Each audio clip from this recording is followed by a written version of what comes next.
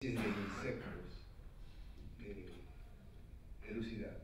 Que en el caso no estaban, ¿eh? De acuerdo, y ni siquiera hemos llegado, hay muchas más. Entonces, si yo creo en la Torá, ¿cómo puede ser que me está diciendo la Torá que Noah se fue al campo y eligió 1.000.000 de distintas especies de insectos y se las llevó al arca? Difícil. No imposible, pero difícil, baja probabilidad. Entonces, no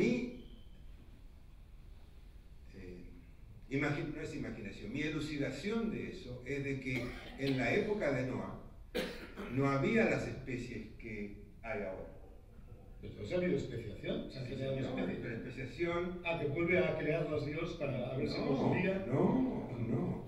Lo que había, digo yo, como biólogo que le interesa la Torá, había superespecies. Por ejemplo, en un caso fácil de entender, el perro es genéticamente muy relacionado con el lobo, el chacal y la hiena. ¿Okay? Es muy posible, y entre paréntesis, me concentré en esto porque resulta que no sé, hay miles, literalmente miles de razas de perros. Pero todo es lobo, ¿eh? De acuerdo, pero ni una especie nueva, son puras razas, porque no hay... Pero eso no importa, estoy digregando. Entonces yo digo, es posible que en la época de Noah, que es muy cerca de la creación original, había superespecies y no especies. Y ha habido mucha diferenciación dentro de los patrones de creación, que me gustaría pasar un minuto hablando de eso. Si no es la evolución, ¿qué es lo que es? Déjame que te lo diga. Pero antes de decir esto, la otra cosa que pensé con lo de Noah, que yo creo que es más relevante a la que tú hablas, es de que resulta que según la Torá, si yo la tomo literalmente, antes del diluvio hubo una tremenda cantidad de destrucción. Casi todo lo que existía fuera del agua se destruyó. No vamos a entrar a la teología. Se destruyó. Pero aquí hay un fenómeno muy curioso. Resulta que Dios se preocupa de decirle a Noah, llévate un par de especies, de individuos de cada especie. ¿Y por qué? Si ya destruyó tantas cosas, ¿por qué no destruye todo y empieza de nuevo, menos trabajo? Pregunta lógica, ¿verdad?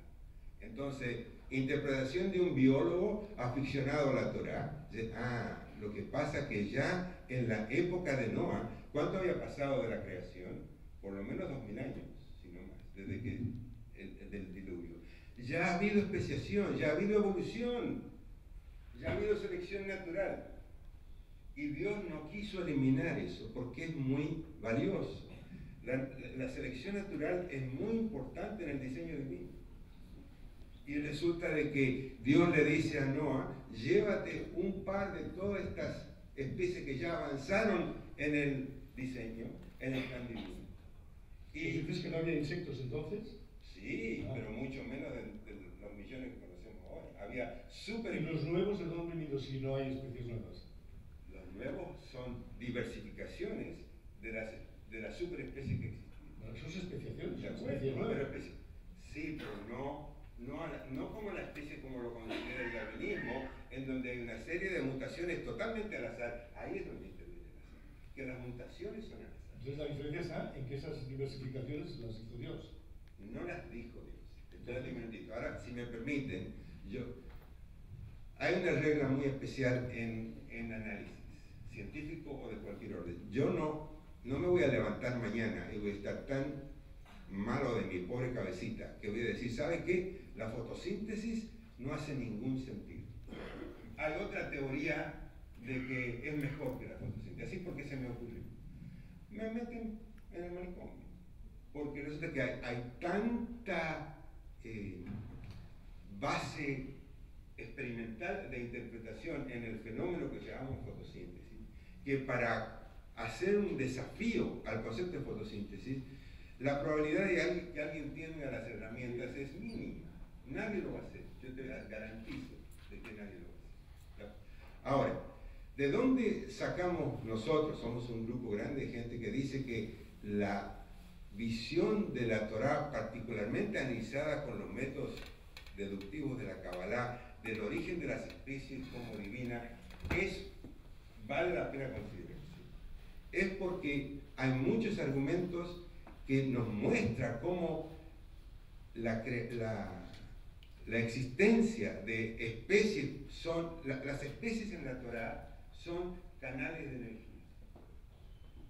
Cada especie es un canal de energía. No teníamos bastantes problemas con lo que es una especie en ciencia que es totalmente consistente.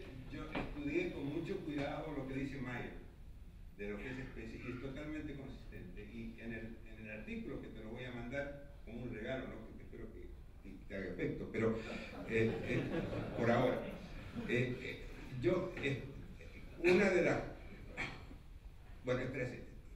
¿De dónde saco yo de que las especies son canales de energía? Estuve pensando en los últimos 2 días cómo les presento este concepto. Entonces se me ocurrió, en España a la gente le gusta comer, ¿no es cierto? Por muy buenas razones. Entonces hay este chef muy famoso que está preparando una comida para gente que él quiere impresionar. Y resulta que tiene 9 o 10 especies para adobar su comida. Y resulta de que él tiene una concepción tan visionaria del plato que quiere cocinar ese día, que le falta una que no está ahí. Él quiere esta especie particular para darle ese toque especial a este plato genial que está haciendo. Entonces manda a pedir esa especie. Tiene un estante lleno de especies y manda a pedir esa especie. Entonces, ese ejemplo lo pensé para tratar de compartir con ustedes el concepto del plan divino, muy importante. Hay un plan y es de... A Ferran ya le encantaría tu metáfora. Aquí, Es un gran chef de aquí. Fantástico. Porque falta... Es por eso, ¿por qué traje esta especie? Porque la Torá prohíbe destruir especies. Está bien. Está muy bien. Pero no me has contestado la pregunta. Vale, no me has contestado la pregunta. Yo te pediría si puedes comprimirla en 1 minuto. Si reconoces que hay especies nuevas, sí, en eso estarías de acuerdo con el registro fósil, y dices que las especies nuevas se han creado sucesivamente y no por el mecanismo de la selección natural.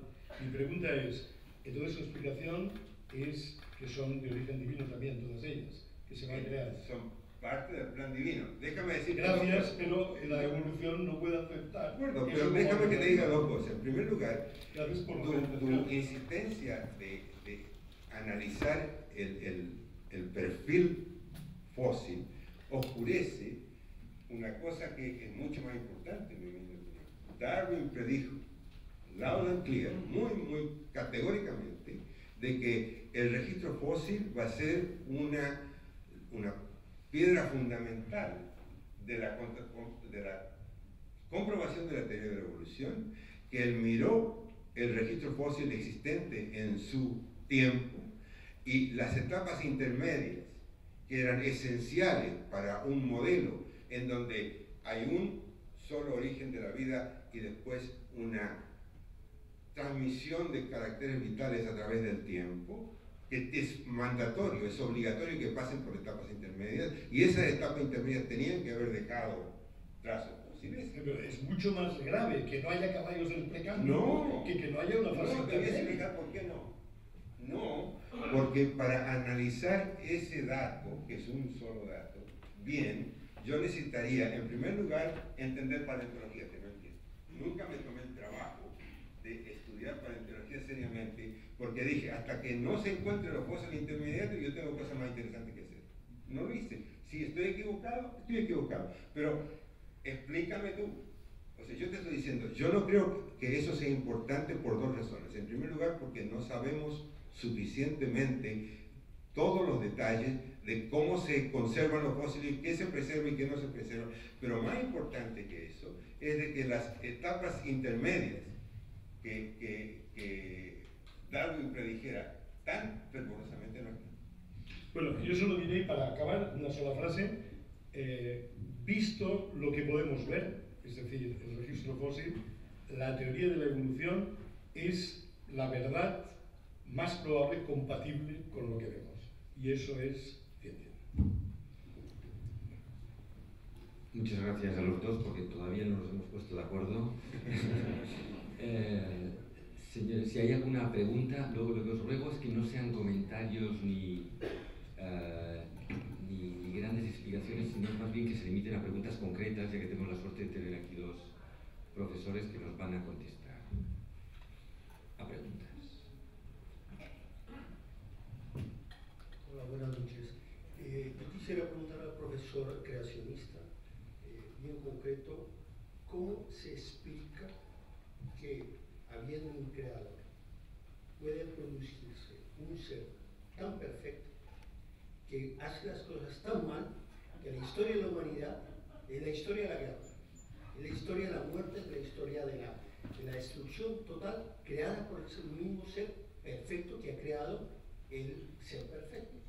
¿Cómo se justifica? Racionalmente se puede entender la búsqueda, la lucha de la supervivencia, los unos contra los otros, pero desde el punto de vista creacionista es absolutamente absurdo. Gracias. Es una muy buena pregunta, no es la primera vez que la escucho. No le puedo eliminar la mayor parte de las veces de la gente que pregunta eso honestamente, es la motivación de hacer esa pregunta es por el dolor que se siente por las muertes y las injusticias y toda la parte negra, entre comillas, oscura de la creación. Eso no lo puedo consolar, pero sí le puedo dar la explicación de la Kabbalah. La explicación de la Kabbalah es de que, así como en física, a cada acción hay una reacción, en el universo total, cuando Dios, que de acuerdo a la Biblia, a la Torá, es un ser benevolente, eso es muy importante, no es un ser cruel. Hay muchas interpretaciones siguientes que siguen a la Torá que lo consideran un ser cruel, pero es totalmente benevolente. Tenía que, en el plan divino que en este momento estamos viviendo, podríamos gastar un par de horas en las etapas de los experimentos que hizo Dios y que fallaron. Dios creó un universo antes de este universo que se destruyó.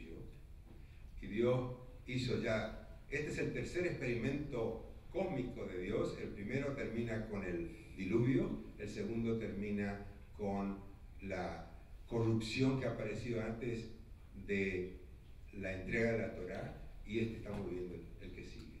Entonces, parte de ese plan cósmico es de que tiene que haber, para que los objetivos de creación que nosotros humildemente entendemos se cumplan, tiene que haber libre albedrío.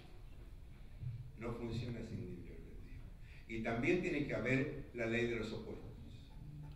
Entonces, el gran desafío nuestro es que hay un ser divino que nos ruega todos los días: por favor, pórtense bien, por favor, elijan los valores altruistas, por favor, no dañen innecesariamente. Y las fuerzas contrarias están conspirando todo el tiempo para que no sea así. Déjeme que le diga una cosa en un aspecto positivo. Hace una semana atrás celebramos la festividad de Purim. No sé cuántos de ustedes han oído hablar de Purim. Es una festividad que se celebra el hecho de que había un déspota, había un rey que se llamaba Hashverosh y tenía un consejero en la corte que se llamaba Amán, y Amán, porque era muy malo, decidió que quería destruir a todos los judíos. No fue muy original, hubo muchos otros intentos. Y lo había hecho muy bien hasta que pasaron ciertas cosas que hizo que se parara. Bueno, en la práctica cabalística jasídica, todos los que tienen ganas de jugar en Purim tienen que emborracharse. Hay que emborracharse para Purim. Y la medida que uno está haciéndolo bien es que pierde la capacidad de distinguir entre el héroe bueno de la película, que se llamaba Mordecai,